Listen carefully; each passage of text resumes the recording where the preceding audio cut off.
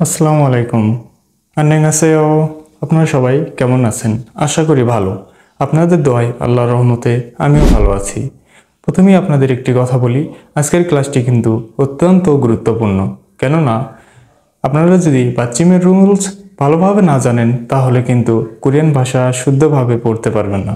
তাই আপনাদের কাছে একটি রিকোয়েস্ট থাকলো, আপনারা এই ভিডিওটি পুরোপুরি দেখুন, তাহলে এই নিয়মগুলো সম্পর্কে ভালোভাবে বিস্তারিত জানতে পারবেন।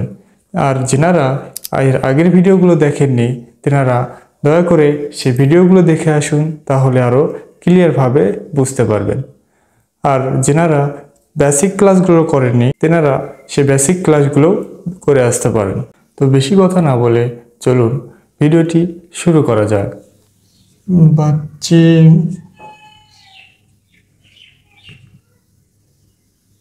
বাচ্চিমের নিয়ম।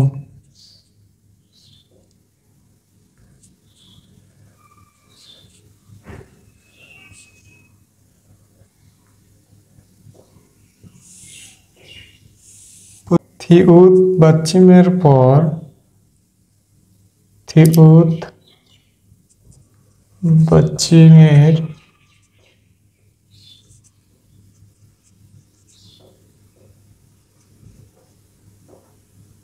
থিউত বাচ্চিমের পর যদি ই থাকে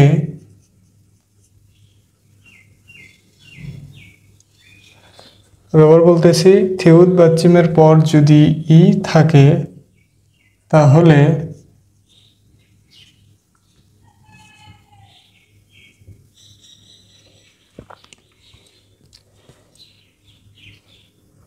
থিউত বাচ্চিমটির উচ্চারণ থিউত বাচ্চিমটির উচ্চারণ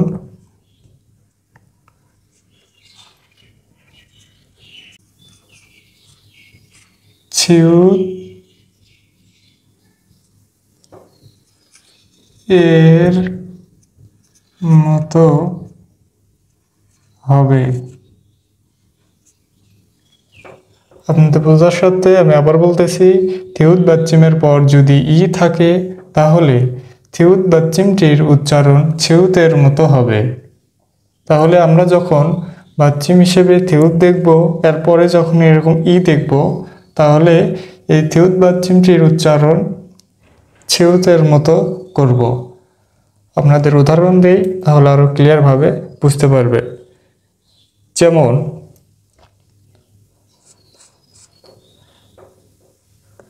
খাচ্ছি,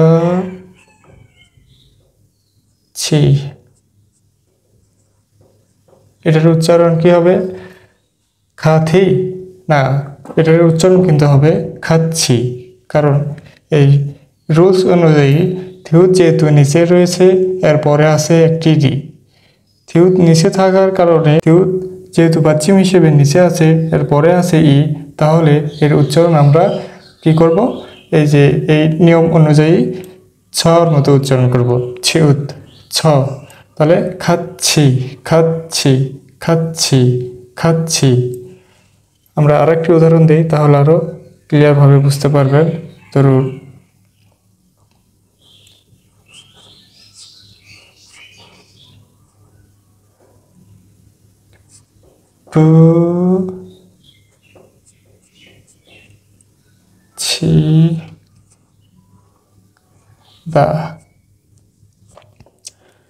পুচ্ছিদা।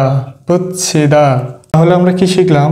থিউত বাচ্চিমের পর যদি ই থাকে তাহলে থিউত বাচ্চিমটির উচ্চারণ ছিউতের মতো হবে। উদাহরণস্বরূপ খাচ্ছি খাচ্ছি পুচ্ছিদা। এর পরবর্তী যে নিয়মটি আছে সেটি হচ্ছে বাচ্চিম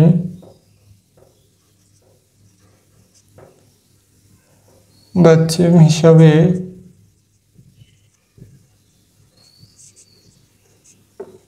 বাচ্চিম হিসাবে যদি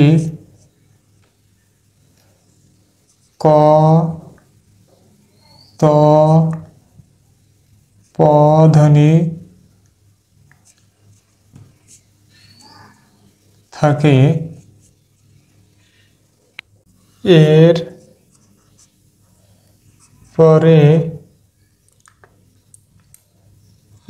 পরে যদি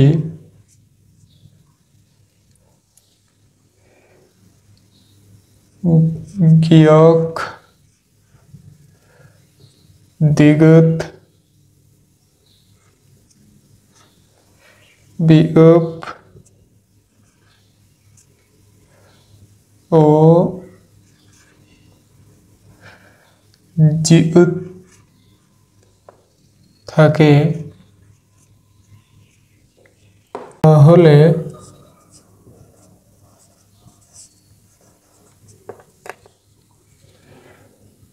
তাহলে গিয়কের উচ্চারণ হবে ক, দ্বিগুতের উচ্চারণ হবে ত,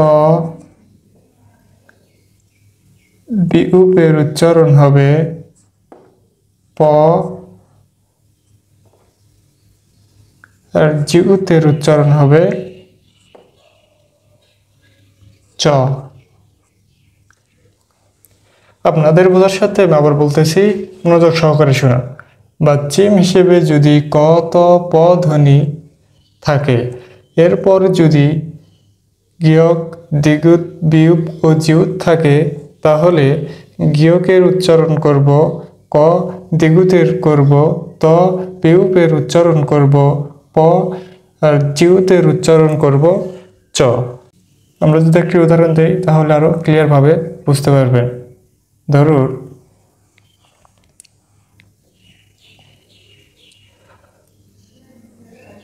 থুত্তা থুত্তা, এখানে থু করে থু, আর নিচে যেহেতু দ্বিগুত আছে, এরপরে আছে মানে নিচে আছে ত ধ্বনি। ত ধ্বনির পরে যদি দ্বিগুত থাকে তাহলে আমরা এই দ্বিগুতের উচ্চারণ করব ত, তাহলে থুত্তা থুত্তা। যেহেতু নিচে বাচ্চিম হিসেবে ত ধ্বনি আছে, এরপরে আছে ত ধ্বনি মানে দ্বিগুত, তাহলে আমরা এর উচ্চারণ কি করব? থুত্তা। আমরা আরেকটি উদাহরণ দেই তাহলে আরো ক্লিয়ার ভাবে বুঝতে পারবেন। ধরুন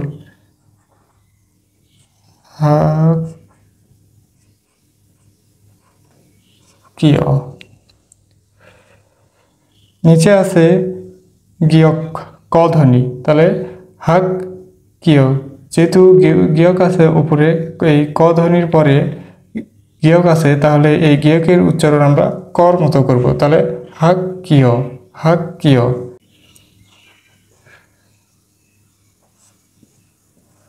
খুব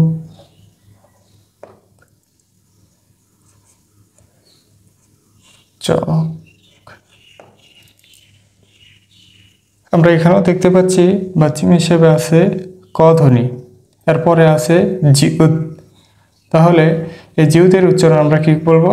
চ, চর মতো, তাহলে খুব চক খুব চক খুব চক খুব চক। খুব চক অর্থ জাতীয়তা। আপনাদের বোঝার সাথে আরেকটি উদাহরণ দেই। ধরুন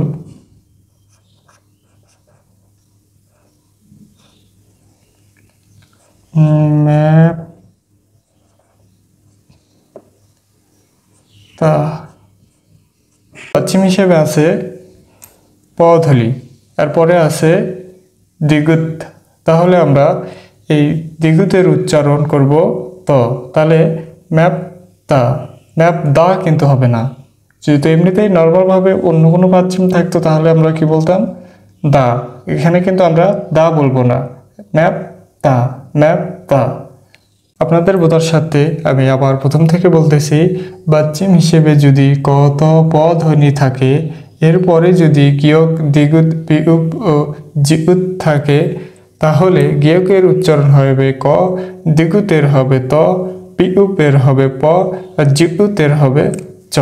আমি আশা করি আপনাদের যে নিয়মগুলো শেখানো হচ্ছে এটা আপনারা ভালোভাবেই বুঝতে পারছেন। আমি চাই আপনারা যাতে এই কোরিয়ান ভাষাটি আরও সহজভাবে বুঝতে পারেন বা সহজভাবে শিখতে পারেন। তাই আমাদেরকে একটু মোটিভেট করার জন্য আমাদের এই চ্যানেলটিকে সাবস্ক্রাইব করে বেল বাটনটি অন করে রাখুন পরবর্তী ভিডিও সবার আগে পাওয়ার জন্য। আজকের মতো আমি বিদায় নিচ্ছি। সবাই ভালো থাকবেন। খুদা হাফেজ।